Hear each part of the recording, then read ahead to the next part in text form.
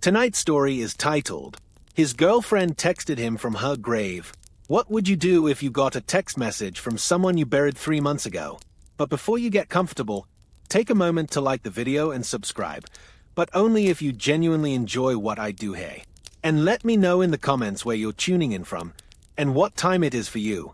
It's always fascinating to see who's joining us from around the world. Now, if you're wearing headphones, perfect. If not, you might want to put some on. Or, you can lower the volume now, just enough so my voice blends gently with the stillness of your room. Close your eyes. Let your shoulders sink just a bit more into your pillow. You don't have to do anything. Just listen. At 3:17 a.m. on a Tuesday night, Marcus Williams' phone buzzed with a message that would shatter everything he thought he knew about life, death, and the woman he loved. The message read, "Marcus, it's me. I know you think I'm gone, but I need you to listen very carefully. Go to our spot by the old oak tree. There's something I hid there that will explain everything." The sender, Emma Rodriguez, his girlfriend of 4 years, who had died in a car accident exactly 97 days earlier. But here's the thing that made Marcus's blood run cold. Nobody else knew about their spot by the old oak tree. And what he found there would prove that sometimes love really is stronger than death. I'm about to tell you a story that will make you question everything you believe about what happens after we die. So grab your headphones, turn off the lights, and prepare yourself for one of the most incredible supernatural love stories ever documented. Before we dive into the impossible, let me paint you a picture of Marcus and Emma's love story, because understanding their connection is crucial to what happens next. Marcus Williams, 28, software engineer from Portland, Oregon. Quiet guy, logical thinker, the type who needs evidence before he believes anything. Emma Rodriguez, 26, freelance photographer with a wild spirit and an infectious laugh that could light up any room. They met at a coffee shop in 2019, and yes, I know how cliché that sounds, but stay with me. Emma was taking photos of the morning light streaming through the windows when Marcus accidentally walked into her shot. Instead of being annoyed, she said his silhouette actually made the photo perfect. 4 years together, they were planning to get engaged. Marcus had already bought the ring, a vintage sapphire that Emma had admired in an antique shop months earlier, thinking he hadn't noticed. But fate had other plans. March 15th, 2024. Emma was driving home from a client photo shoot in the mountains. It was raining, one of those Pacific Northwest storms that turns the roads into glass. A semi-truck ran a red light at the intersection of Highway 26 and Miller Road. The impact was instant. The doctors said she wouldn't have felt any pain. Marcus got the call at 11:43 p.m. He was waiting up for her, probably scrolling through Netflix, maybe working on some code.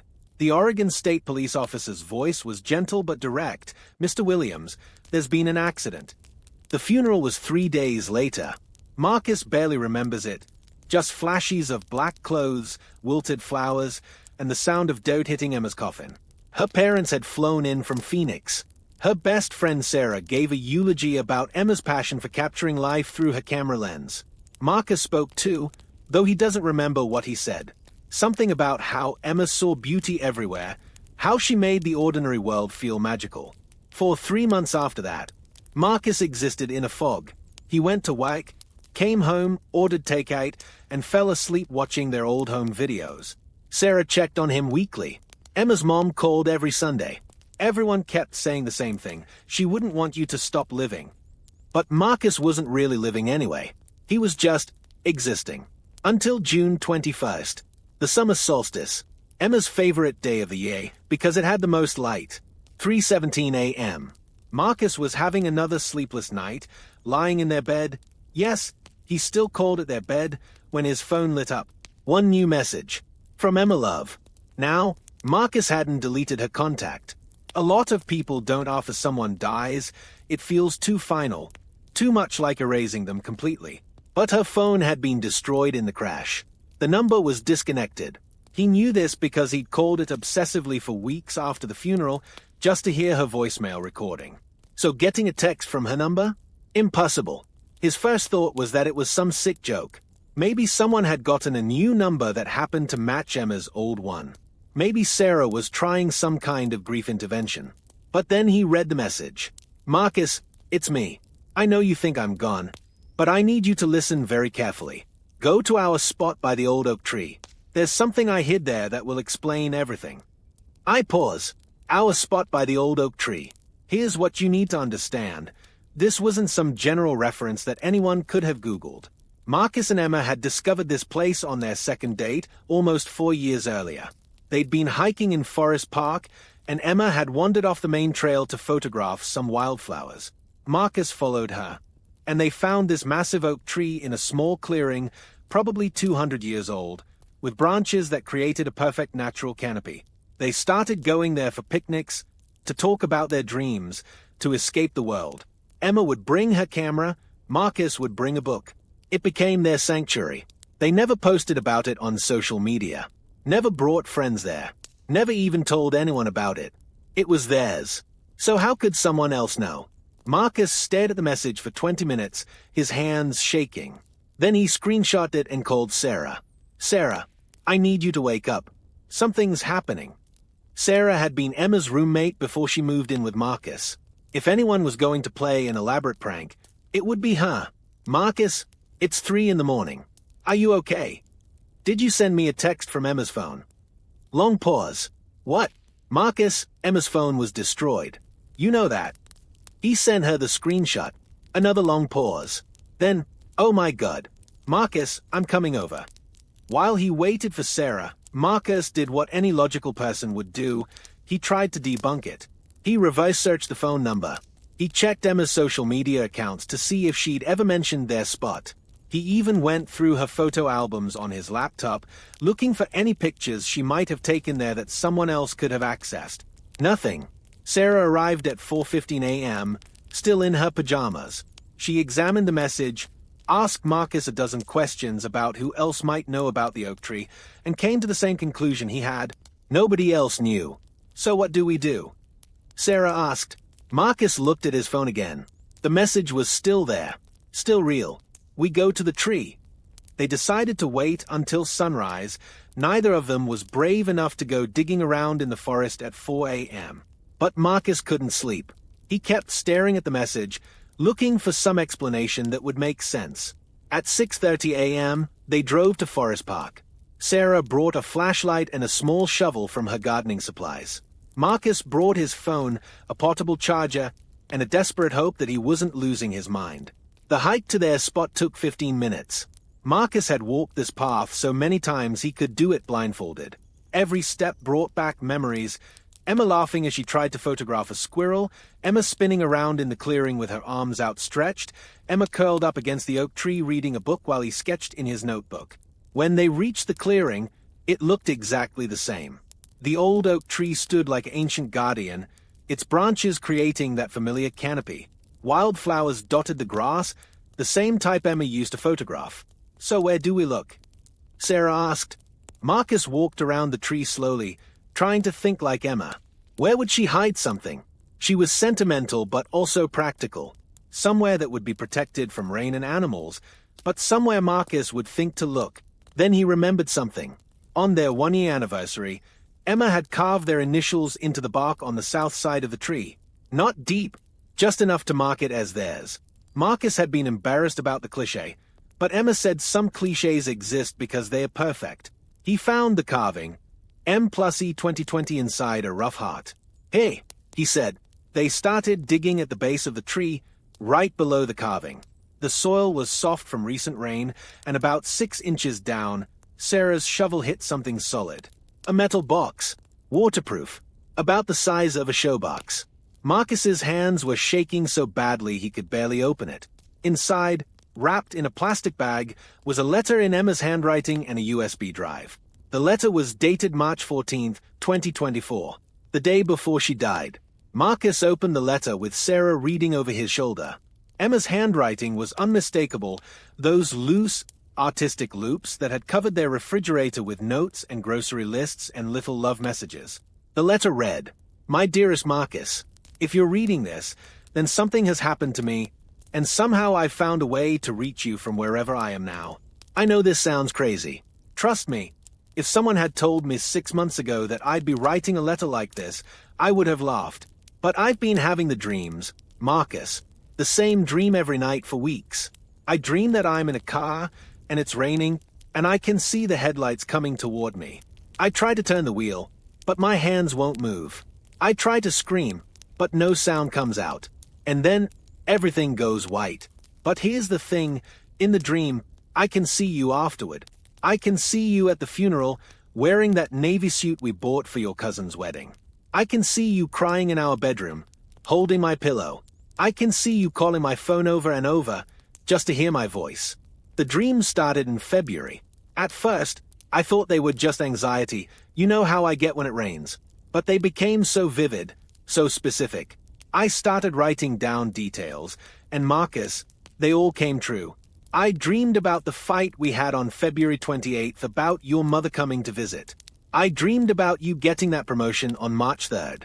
I dreamed about us finding that injured bird on March 10th and taking it to the animal hospital. All of it happened exactly like I dreamed it. So I started preparing. I know how that sounds, but what else could I do? If I was going to die, and I became more certain every day that I was, then I wanted to leave you something. Some way to know that love doesn't end just because breathing does. The USB drive contains videos I made for you. One for your birthday, one for our anniversary, one for when you're ready to love someone else, and you will be ready someday, even though right now you can't imagine it. There are also photos, all the pictures I never showed you, including some from places we went together that I photographed while you weren't looking. But Marcus, the most important thing is this. I'm still here. Maybe not in the way I used to be, but I'm still here. The dreams didn't stop when I died, they changed. Now I dream about you, and sometimes, if I concentrate hard enough, I can reach through. I don't know how this works. I don't know the rules. But I know that consciousness doesn't just disappear. It transforms. Check your phone. All my love, always and beyond always, Emma. Marcus's phone buzzed. Another message from Emma's number. Did you find it? Sarah grabbed Marcus's arm. This isn't possible, she whispered. Marcus typed back with trembling fingers. Emma, is this really you? The response came immediately. It's me, baby. I know you're scared. I'm scared too. This is all new to me. Ow. I don't know how. I just know that love doesn't die, even when bodies do.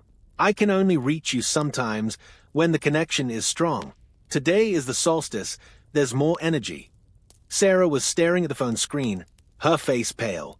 Ask her something only Emma would know, she said. Marcus thought for a moment, then typed, What did you whisper to me the night before you died?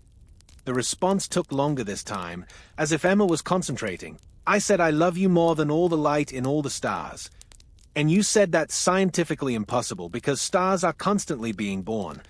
And I said exactly. Marcus almost dropped the phone. That conversation had happened when they were lying in bed, in the dark, speaking so quietly that Sarah couldn't have overheard even if she'd been in the room. Oh my God, Sarah breathed. It's really her. For the next hour, they sat under the oak tree while Marcus texted with Emma. She told him things nobody else could know, private jokes, intimate moments, the names they'd picked out for their future children. She knew about the engagement ring hidden in his sock drawer. She knew about the job offer in Seattle he'd been considering before she died. But she also told him things about her current existence that were impossible to verify. I'm not alone here. There are others, but we don't interact the way you do. It's more like we're all part of the same song, but singing different notes. Time works differently. Sometimes I experience our entire relationship in what feels like a moment. Sometimes a single memory stretches for what might be days. I can see you more clearly when you're thinking about me. Your grief makes you bright in whatever this place is. Then came the message that changed everything. Marcus, I need you to do something for me. There's going to be an accident on Highway 26 today at 4:17 p.m. A blue Honda Civic is going to run the red light at Miller Road, the same intersection where I died. But this time, you can prevent it. Marcus stared at the screen. How could I possibly prevent it? Call the Oregon State Police. Tell them to have a patrol car at that intersection at 4:15. Tell them you received an anonymous tip about a drunk driver. They'll think you're crazy, but they'll send someone anyway. One life saved. Sarah looked at Marcus. You have to do it. But what if? What if what? What if you save someone's life? Marcus, even if this is some kind of elaborate hoax, even if you've completely lost your mind, what's the worst that happens? The police waste 20 minutes. Marcus looked at his phone. Another message from Emma. I love you, Marcus, but I need you to live. Really live. Not just exist. Save this person today, and then save yourself. At 3:45 p.m. that day, Marcus sat in his car at a gas station with a clear view of the intersection of Highway 26 and Miller Road.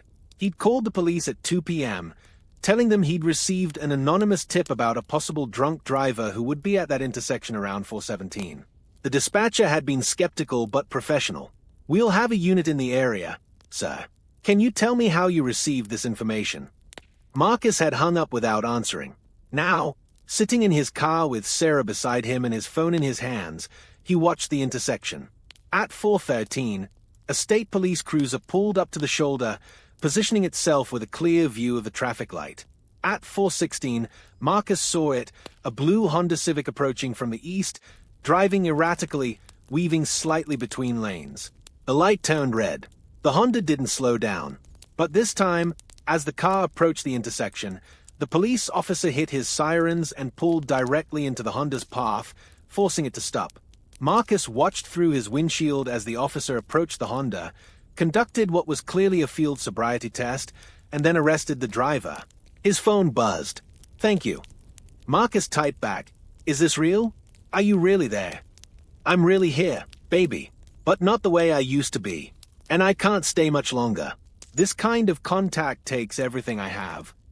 Will I ever see you again? Someday. But not for a very long time, and that's how it should be. You have so much living left to do. I don't know how to live without you. Yes, you do. You did it before you met me, and you'll do it again. But this time, you'll carry all our love with you. That's not a burden, Marcus. That's a gift. I miss you so much it feels like dying. I know, but missing someone means they mattered. It means they changed you. Let that change make you better, not bitter. Marcus was crying now, sitting in his car in a gas station parking lot, texting with his dead girlfriend while his best friend held his hand. What happens now? Now you go home. You watch the videos I made for you, not all at once. Save some for when you really need them. You call my parents and tell them you love them. You apply for that job in Seattle. You start therapy. You learn to cook something other than cereal and takeout. You adopt a dog. Get a rescue, something that needs love as much as you do. And eventually, when you're ready, you let someone else love you. Not the way I loved you. That was ours. But in a new way, a different way. Love isn't finite, Marcus. The more you give, the more you have. I don't want to forget you. You won't forget me, but you'll remember me with joy instead of just pain. That's how you'll know you're healing. The final message came at 4:47 p.m. I have to go now. The connection is fading. But Marcus, I'm not really gone. I'm in every sunset you stop to watch. I'm in every photograph that makes you smile. I'm in every act of kindness you do for someone else. Love doesn't die, baby. It just finds new ways to live. I love you, Emma. I love you too. More than all the light in all the stars. That's scientifically impossible. Exactly. Love. And then, nothing. The messages stopped. Marcus tried texting back, but there were no more replies. 6 months later, Marcus moved to Seattle for the new job. He adopted a 3-legged golden retriever named Hendrix from the local animal rescue. He started therapy with a grief counselor who specialized in traumatic loss. He also started volunteering with the Oregon State Police's traffic safety program, giving talks at high schools about the dangers of drunk driving. The driver of the blue Honda Civic that day was a 22-year-old college student named Jennifer Park. Her blood alcohol level was .12, well over the legal limit. She was charged with DUI and required to attend addiction counseling, but she was alive. The family that would have been in the intersection when she ran the red light, a mother and 2 young children, never knew how close they came to tragedy.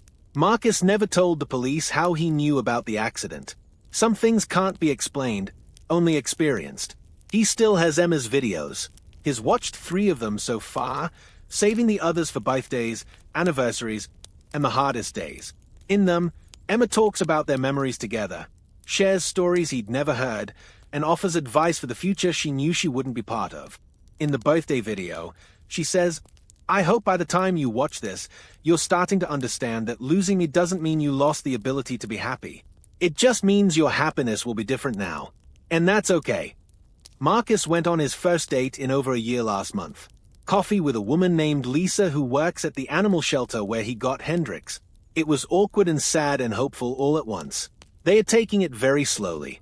He still visits the oak tree in Forest Park sometimes, usually on significant dates, Emma's birthday, the anniversary of her death, the solstice. He's never received another message, but sometimes, when the light filters through the branches just right, he swears he can feel her presence. Sarah moved to Portland to be closer to Marcus. She says Emma would have wanted someone to keep an eye on him. They have dinner every Sunday and share stories about Emma, keeping her memory alive not through grief, but through love. The most remarkable part of this story isn't the supernatural elements, though those are impossible to explain or dismiss. It's not even the life that was saved through Emma's warning. It's the transformation of Marcus from a man who was merely existing into someone who was truly living again. Because maybe that's what love really is, not just the feeling we have when someone is with us, but the way they continue to shape us, guide us, and inspire us to be better long after they're gone. Maybe Emma was right. Maybe love doesn't die. Maybe it just finds new ways to live. The Oregon State Police confirmed that they received an anonymous tip on June 21, 2024, that led to the arrest of a drunk driver who would have caused a fatal accident. They have no record of who made the call. The blue Honda Civic's driver, Jennifer Park, completed her court-ordered rehabilitation program and has been sober for 8 months. She doesn't know that her arrest may have prevented multiple deaths. Marcus Williams declined to be interviewed for the story, but he did provide the text message screenshots and Emma's letter as evidence. Phone records show that the messages came from Emma Rodriguez's disconnected number, a number that, according to the cellular provider, hasn't been active since March 15, 2024. Make of that what you will. What do you think? Was this a genuine supernatural experience, or is there a logical explanation we're missing? Let me know in the comments below. If this story affected you, please consider sharing it with someone who might need to hear it. And remember, if you're struggling with grief, you're not alone. There are resources available, and it's okay to ask for help. Like this video if you want to see more unexplained stories, subscribe for weekly content, and hit that notification bell so you never miss an upload. Until next time, keep questioning everything.